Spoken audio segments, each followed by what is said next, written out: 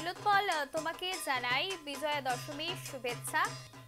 নীলোৎপল, তুমি রয়েছো হাইলাকান্দির গান্ধী ঘাটে এবং সেখানে ধীরে ধীরে আসতে শুরু করেছে দেবী প্রতিমা এবং আজ নিরঞ্জন করা হবে। সেক্ষেত্রে প্রশাসনের তরফে কি রকম ব্যবস্থা করা হয়েছে এবং সকলের নিরাপত্তার বিষয়টাও কিভাবে দেখা হচ্ছে? নিশ্চিতভাবে শুধাশ্রী, সবাইকে বিজয়া দশমীর শুভেচ্ছা জানাচ্ছি। আমি বর্তমান আছি হাইলাকান্দির গান্ধীঘাটে। আমার পিছনে জাতির পিতা মহাত্মা গান্ধীর মূর্তি রয়েছে। আজকে গান্ধী জয়ন্তী ছিল। জাতির পিতা মহাত্মা গান্ধীর আজকে 157তম জন্মদিন এবং সেই জন্মদিন উদযাপন হয়েছে গান্ধী জয়ন্তী এখানে, এবং এই গান্ধীর নামেই এই হচ্ছে হাইলাকান্দির গান্ধীঘাট, যা হাইলাকান্দির বিসর্জন ঘাট বলা হয়। সামনেতে আমাদের ধলেশ্বর নদী রয়েছে এবং ধলেশ্বর নদীতেই মা প্রতিমাগুলো নিরঞ্জন হবে, বিসর্জন হবে।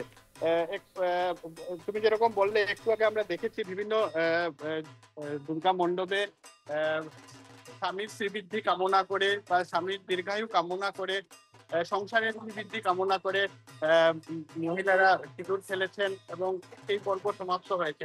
এখানে গ্রীষ্মকালীন পরিস্থিতিতে বলতে হবে বিসর্জন ঘাটকে সাজিয়ে তোলা হচ্ছে। আজকে অল্প পরেই দেবীর নিরঞ্জন প্রক্রিয়া বা বিসর্জন প্রক্রিয়া শুরু হবে এবং ইতিমধ্যে আমি যা বললাম যে ধলেশ্বর নদীতেই হাইলাকান্দি শহর এবং উপকণ্ঠ অঞ্চলের যেগুলো দেবীর প্রতিমা আছে সেগুলো বিসর্জিত হবে। গান্ধীঘাট গান্ধী জয়ন্তীর সঙ্গে বলতে গেলে এই গান্ধীর নামের সঙ্গে নামকরণ হয়েছিল এই গান্ধীঘাটের, এবং আজকে এই গান্ধীঘাটেই দেবী নিরঞ্জন হবে। আপনার দেখায় পুরসভার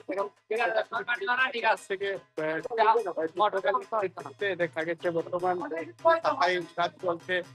বিসর্জন প্রক্রিয়ার সঙ্গে নিরাপত্তার ব্যবস্থাটা দেখতে হয়, তাই দেখা গেছে যে এসডিআরএফ এর এখানে আছেন, যেহেতু ধলেশ্বর নদীতে বিসর্জিত হবেন দেবী প্রতিমাগুলো, তো এখানে সেই ব্যবস্থা করা হয়েছে। প্রশাসনের তরফ থেকে নিরাপত্তা ব্যবস্থাটা দেখা হচ্ছে এবং লাইটের ব্যবস্থা বা অনেক কিছুরা আছেন তাদের বসানো হবে বা তারা দাঁড়িয়ে থাকবেন এখানে পাশে, সেই ব্যবস্থাটাও করা হয়েছে। সুন্দর পরিবেশে যাতে বিসর্জন প্রক্রিয়া হয়।